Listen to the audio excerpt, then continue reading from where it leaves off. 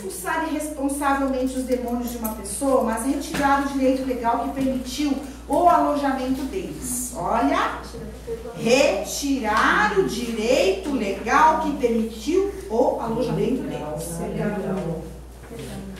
Ou seja, a sua escolha, a sua responsabilidade no negócio. Por isso, pastora, que nós precisamos falar sobre da responsabilidade. Sim. É importantíssimo a gente trazer esse entendimento, porque uma coisa está ligada com a outra, né? A pessoa precisa ser confrontada adequadamente em relação a pecados vigentes em sua vida. Aquilo que está vigorando ainda, que está lá ainda, tem que confrontar, entendeu? Que funcionam como um passe livre, é um cartão de crédito aí de Satanás. Libertação também não é quebrar por quebrar uma maldição, mas parte do princípio de confessar intercessoriamente a iniquidade que desencadeou uma ação opressora, ou seja, demoníaca, que pode ser identificada nas gerações anteriores. Eu gosto demais desse verso, desse Provérbios, que é 26:2, exatamente o que eu estava falando, né? Como um pássaro em seu vaguear, como a andorinha no seu voar, assim a maldição sem causa não encontra pouso. Olha as andorinhas procurando os ninhozinhos na cabeça dos crentes. Então, irmão, se você expulsa a andorinha, ela vai voltar. Mas se você mata o ninho, ela não volta mais. Então, o princípio é esse, a palavra é bem clara. Então, se fulano pode praguejar o quanto quiser para cima de você, mas se você não tem brecha, nada vai acontecer contigo. Entendeu? Então, a palavra diz: o pássaro no seu vaguear, como a andorinha no seu voar, assim a maldição sem causa não encontra pouso. Maldições e demônios nunca se instalam sem um lugar de pouso. Tem que existir uma causa. Libertação é destruir o lugar de pouso. Os demônios não voltam mais porque não tem onde se instalarem mais. Eu creio nisso. Eu sei que é possível e é muito possível. Não tem porque é possível.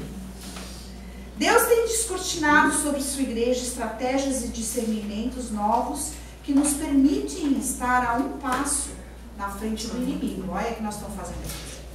Ele está frito com nós. Né?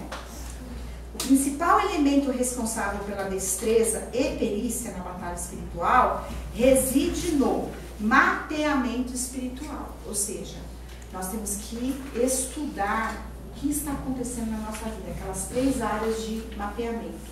Mapeamento territorial, o mapeamento geracional e no campo da responsabilidade. São 3 coisas que a gente tem que observar.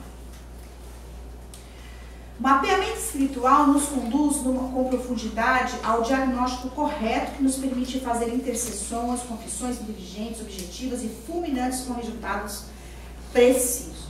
O mapeamento espiritual segue 3 regras básicas: dependência de Deus, ouvir e discernir, entrevista e pesquisa.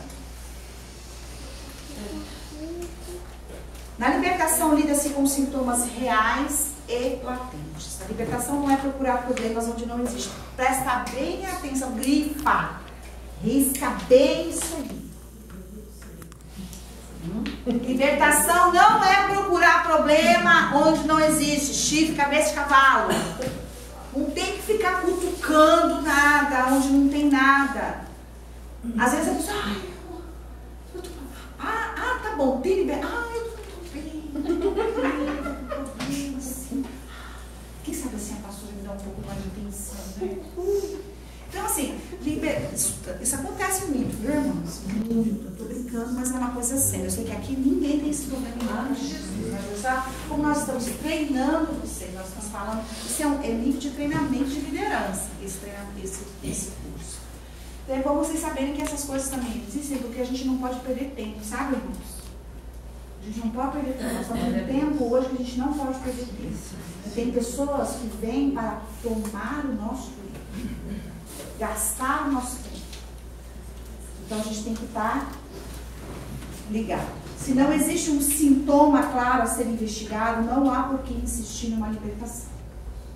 Em contrapartida, mesmo que a pessoa já tenha passado por libertação, sem um sintoma de maldição, ainda permanece. Se um sintoma de maldição ainda permanece, é sinal de que ainda não se atingiu o ponto que precisa ser atingido. Ou seja, falta uma vírgula aqui. Desculpa aí os errinhos, tá, irmãos? Mas é que foi corrido o negócio. A presença de maldições ou demônios é sempre amparada por sintomas significativos. Cada sintoma oferece uma mensagem que deve ser discernida espiritual e naturalmente. No final, nós vamos falar sobre sintomas e causas de maldição. Os sintomas não necessariamente são as causas. Na maioria das vezes, o sintoma não tem nada a ver com a causa. Tá? Então, nós vamos trazer uma lista de sintomas e de causas de maldição. O libertador como intercessor, precisa desenvolver o perfil de um investigador espiritual, um Sherlock. Um Sherlock. Uma pessoa que, de preferência, fala pouco. Né? Porque às vezes quando a gente fala muito, a gente induz. A gente dá ideia. Então, assim, de preferência saber ouvir, e aí vai orar. Vai perguntar para o Espírito Santo o que é de fato ali. E eu vou dizer uma coisa para vocês. O Espírito Santo diz. Glória a Deus. E sabe o que acontece? Quando o Espírito Santo diz, identifica, você ainda vai orar para saber de que maneira que você vai atuar. Se você deve falar. Presta bem atenção no que eu estou falando. Nós estamos matando gente por aí. Acusando pessoas, julgando pessoas. Eu trabalho com jovens. Isso é uma outra parte, né? Eu lidero uma escola lá na África do Sul de treinamento de missionários. Então tem um monte de jovens. E a gente aprende, foi uma escola para mim. E eu aprendo cada dia com eles. Porque eu aprendi a trabalhar com o Espírito Santo.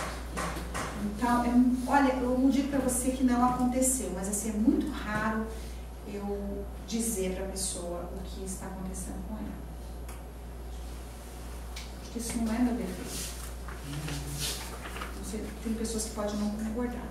Porque a nossa cultura, a cultura brasileira, da igreja brasileira, nós temos uma coisa assim muito forte de falar. O nosso aconselhamento, muitas vezes, é aquele aconselhamento que as pessoas ficam até um pouco dependentes da gente. Mas eu tenho aprendido a liberar pessoas, a ensinar pessoas a ouvirem a voz do Espírito Santo. E aí o próprio Espírito Santo vai ao coração e diz: irmão, filho, é aqui. É lindo, é tão melhor, é tão gostoso quando a gente vê o Espírito Santo trazendo a revelação para a pessoa. Às vezes demora muito mais tempo. Às vezes demora 3 meses. Você orando ali junto com a pessoa e a pessoa não consegue enxergar o que está acontecendo. Você já viu? Tem muitas pessoas que não gostam disso. Não, e a gente já tem que chegar, já matar a cobra já. Olha, eu prefiro esperar o Espírito Santo. Tem casos que, de fato, a coisa é muito séria, a gente precisa já entrar rasgando. Mas na maioria das vezes, é lindo ver o Espírito Santo agindo na vida da pessoa. E aí você fala: meu Deus, foi Deus mesmo que fez. Não teve minha mão, sabe? Foi Deus que libertou. E é esse coração que nós temos que ter. Que não é um trabalho nosso. A nossa parte é só entender a pessoa. Se você entender aquela pessoa, meu irmão, ele já está liberto. Glória a Deus.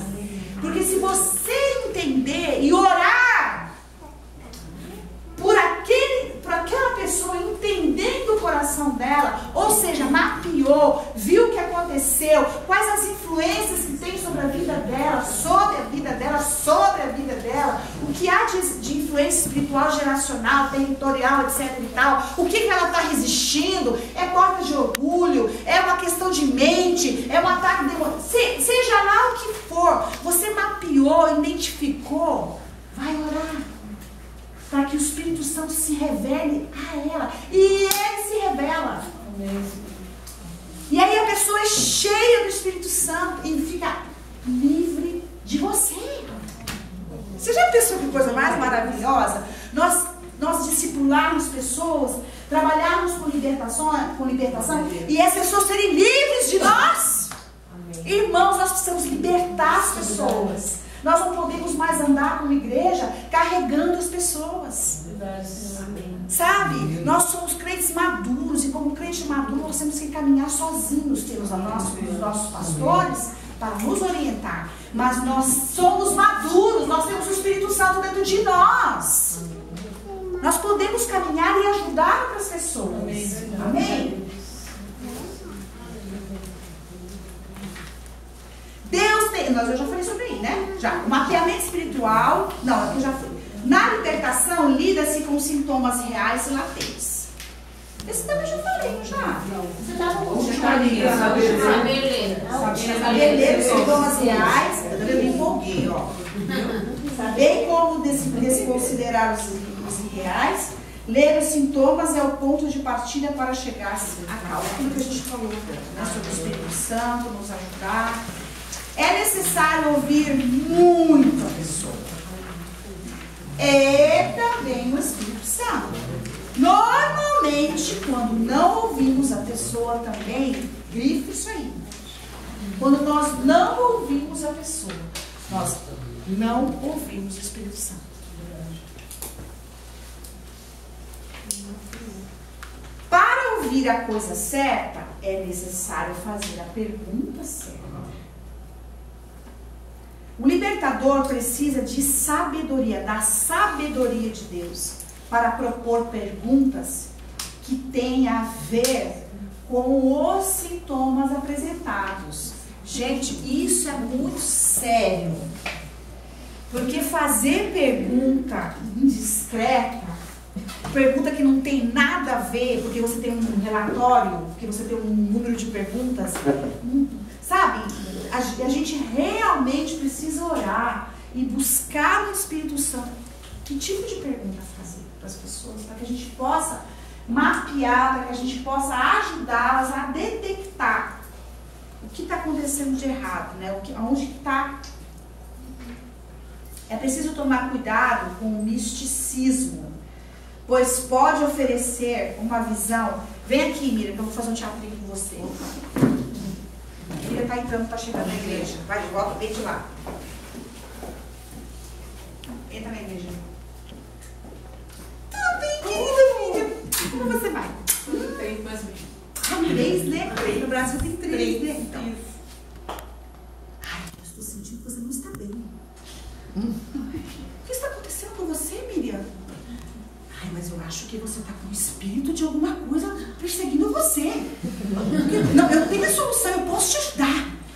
Sai em nome de Jesus. Obrigada. Fala lá.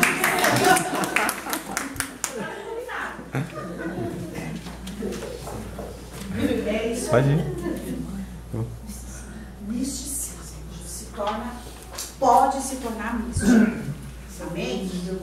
Caçadores de demônios.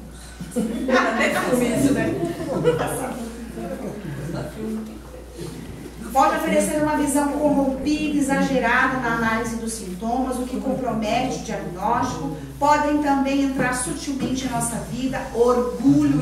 Eu sou a libertadora Ludmila. Eu vim da África do Sul para libertar todos vocês.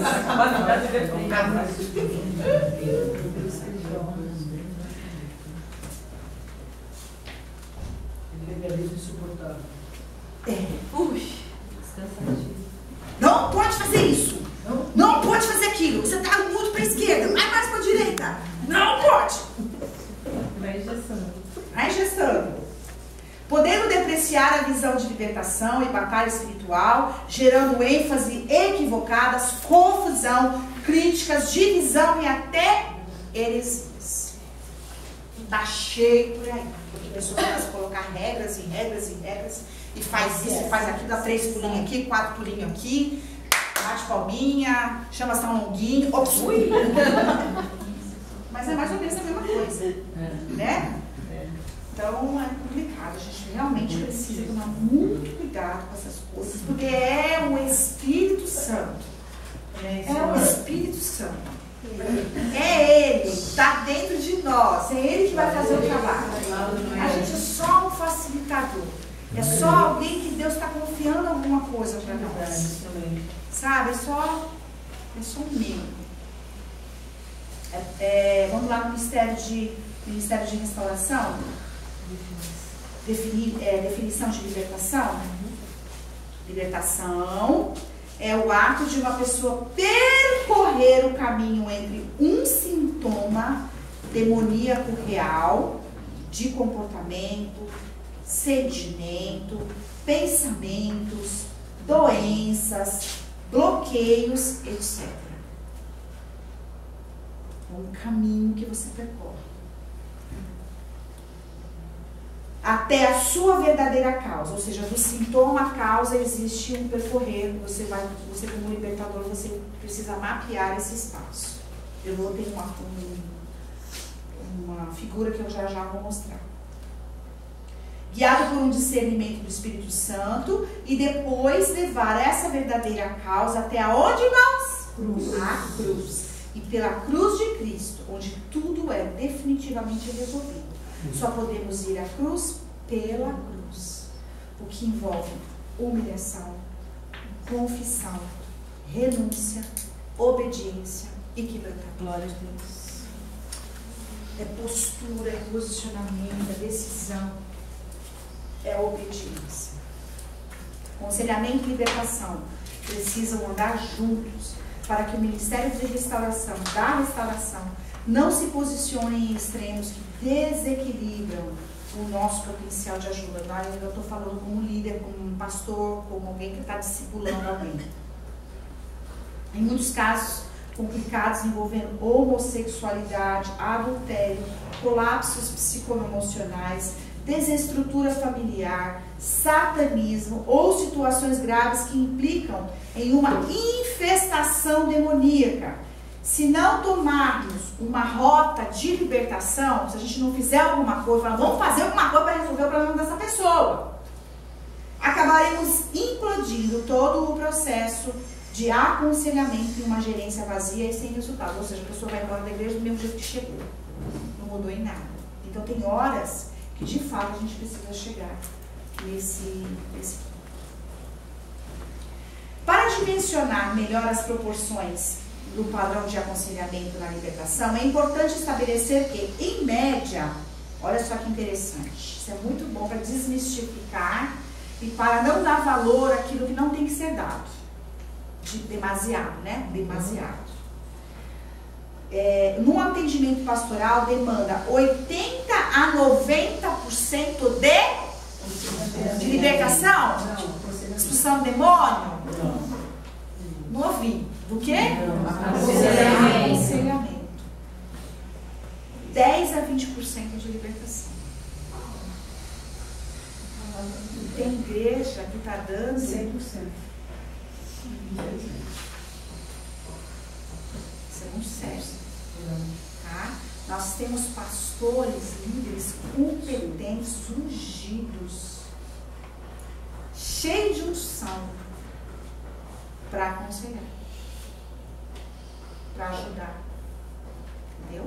Então, essa coisa de aconselhamento, de libertação, precisa ter um equilíbrio para tudo isso. Eu faço questão de falar isso. Agora, mas, porém, contudo, todavia, entretanto, uma pessoa nessas condições, atrapalha, desvirtua, conduz um bando para fora da igreja, divide. Entendeu? Então é uma questão, não é uma questão quantitativa, mas é uma questão qualitativa que nós estamos falando. É fundamental caminharmos simultaneamente na área do aconselhamento e da libertação. Eu quero mostrar um gráficozinho aqui para vocês, vou sair aqui dessa. Só um minutinho, eu tenho uma coisa aqui que eu quero mostrar, é muito legal. Tá novo nascimento e na conversão. Um gráfico aqui. O porquê desses pastores estarem só nesse programa de libertação, 100% de libertação? Por que isso? Porque eu acho que, sinceramente, eu não tenho uma resposta para você, porque são vários fatores Para chamar fiéis. Isso é muita coisa, né? Eu gosto de dar nome assim, né? Mas você falou isso. É isso.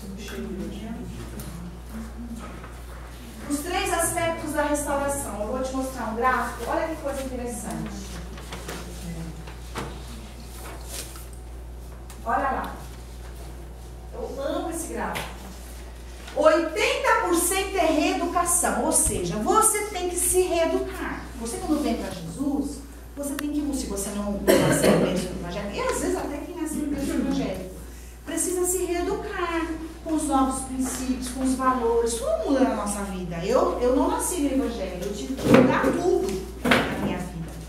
Foi a metanoia que a gente fala, né? De fato tem que acontecer. Então, assim, você tem que aprender a reaprender. Você tem que tirar, não, eu já sei, não, acabou, já era, não sabe nada. Dá licença que você vai ter que começar do zero. E é assim mesmo. A gente não consegue aproveitar os princípios do mundo. Acho que é o primeiro passo mais difícil, né? Porque você vai esbarrar no orgulho. Exatamente. O orgulho, assim, não dá nem pra gente começar a conversar. Não tem como. Então, assim, a reeducação, ou seja, tudo aí faz parte do aconselhamento, né? É 80% do trabalho, que depende de você. Se você não quiser ser reeducado, se você não quiser aprender, se você não quiser recomeçar ou destruir aquilo que você tinha aprendido e começar de uma nova forma, aconteceu isso comigo, estou falando de cadeira, eu tive que desaprender e reaprender. Então é um processo, tem vários processos desse, isso é um estudo, tem várias partes desse processo. Aí vem a regeneração, ou seja, você se regenerou, a coisa reconstruída, e aí 10% da libertação. Você já foi limpando, né? Quando a pessoa vem para dentro. Aí tem um resquício, fica aquela coisa lá, e pá, libertação. Entendeu? Então eu acho bem interessante esse gráfico. Hoje é uma inversão nisso, né? Está refletido totalmente isso aí, né? Totalmente. Tá? Só para a gente enfatizar mais isso aí.